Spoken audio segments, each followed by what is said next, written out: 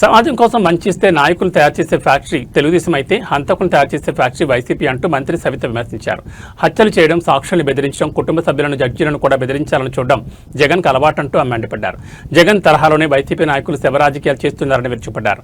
తండ్రి శవం పెట్టుకుని రాజకీయం చేయడం, బాబాయ్ గొడ్డలిపోటు ఘటనలను ఇప్పటికీ చూశామని గుర్తు చేశారు. ఎమ్మెల్సీ అనంతబాబును జగన్ నెత్తిన పెట్టుకోవడంతోనే దళితుడైన సుబ్రహ్మణ్యంను హత్య చేసి డోర్ డెలివరీ చేశారని ఆగ్రహం వ్యక్తం చేశారు.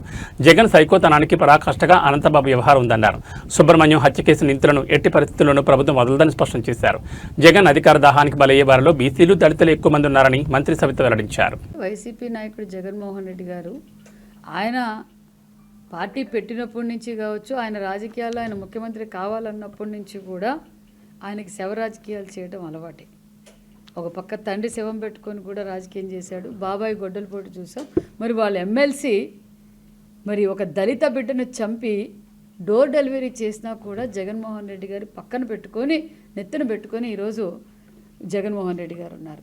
మరి జగన్మోహన్ రెడ్డి గారికి అలవాటు ఇలా హత్యలు చేయటం, హత్య చేసిన తర్వాత అది సాక్షుల్ని బెదిరించటం.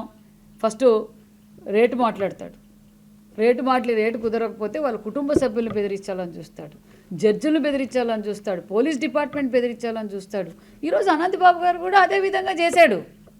వాళ్ళకి చంపడం అలవాటు. ఆ పార్టీకే చంపడము, రౌడీల్ని మరి గూండాల్ని తయారు చేసే ఫ్యాక్టరీలా తయారైంది వైసీపీ పార్టీ.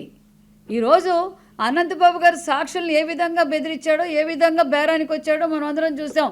ఎట్టి పరిస్థితులను వదిలే ప్రసక్తే లేదు. మీరు ఈ గతంలో ఏదైనా జరిగిండొచ్చు. ఈరోజు పోలీస్ డిపార్ట్మెంట్ అలర్ట్గా ఉంది. ఏ మాత్రము వదిలే ప్రసక్తే లేదు. ఖచ్చితంగా మరి సాక్షులు కూడా ధైర్యంగా ఉండండి. పోలీస్ డిపార్ట్మెంట్ మీతో ఉంది, ప్రభుత్వం మీతో ఉందన్న విషయం కూడా మీకు తెలియజేస్తున్నాం.